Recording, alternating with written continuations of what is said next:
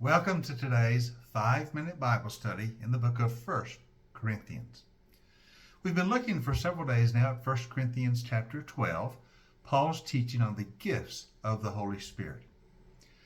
I've spent the last few days looking at the first listing of the gifts in this chapter, which is found in chapter 12, verses 7 through 11.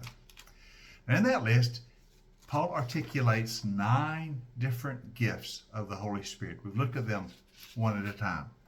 They have been wisdom, knowledge, faith, healing, miracles, prophecy, discernment, tongues, and interpretation of tongues. Now, at the end of the chapter, in 1 Corinthians 12, verses 28 through 31, Paul again lists or articulates the gifts of the Holy Spirit. Again, he lists 9 of them, as we found 9 in verses 7 through 11. But in this second list, the 9 are not the same as the first 9. Listen carefully as Paul articulates again gifts of the Spirit in chapter 12, verses 28 through 31. Now, God has placed, first of all, in the church, apostles, second, prophets, third, teachers, then miracles, then gifts of healing, of helping, of guidance, of different kinds of tongues. Are all apostles? Are all prophets? Are all teachers? Do all work miracles? Do all have gifts of healing? Do you all speak in tongues? Do all interpret? Now eagerly desire the greater gifts. Now Paul lists 9 gifts again in a slightly different style, a slightly different presentation, but they're not exactly the same. Both lists include 9 different gifts. Now, 5 of the gifts are the same in both lists, or 5 are repeated in both lists. Those are prophecy, miracles, healing, tongues, and interpretation of tongues. Those 5 are present in both of the lists.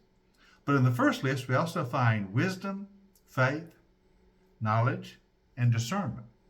We looked at those in our last few days. And in the second list, we have 4 that were not included in the first list: apostles, teachers, helpers, and those who provide guidance. It's interesting, is it not, that we have 2 different lists or 2 different articulations of the gifts of the Spirit. I think what this moves is something I mentioned to you a few sessions back. I don't believe any of the lists or any of the statements of the gifts of the Spirit are meant to be exhaustive, but rather they are to be suggestive. That is, the Holy Spirit gives to the church those things that are necessary. And so when Paul lists them, he's not listing every gift that the Spirit gives. That would probably be beyond his scope. But he is listing some of the more recognizable and common gifts of the Spirit in the church.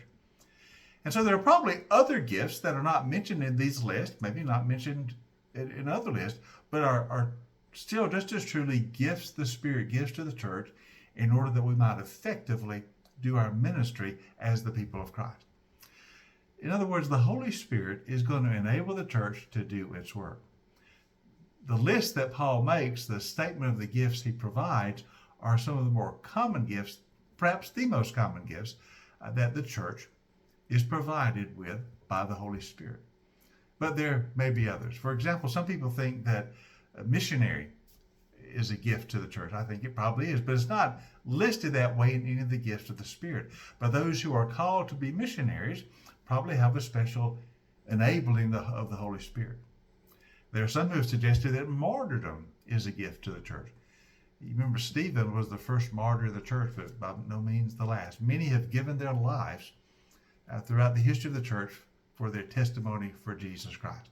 And they suggest that God gives a special enabling to those who are called upon to give their very lives as martyrs for the cause of the church. That very well may be so.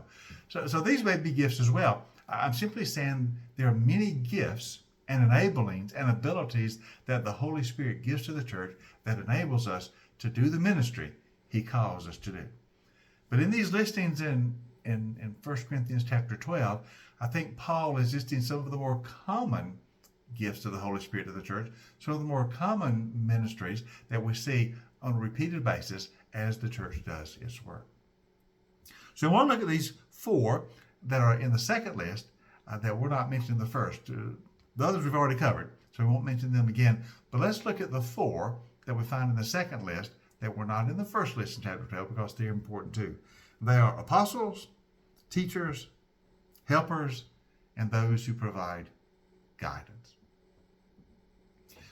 We'll begin to look at those in particular in our next session. We'll look at them one at a time to get some idea of what each of these 4 gifts mean to the life of the church and how they are enablings of the Spirit that lets the church do its ministry in a Spirit-endowed way. Tomorrow we'll look at apostles. Hope you join us for our next 5-minute Bible study in the book of 1 Corinthians.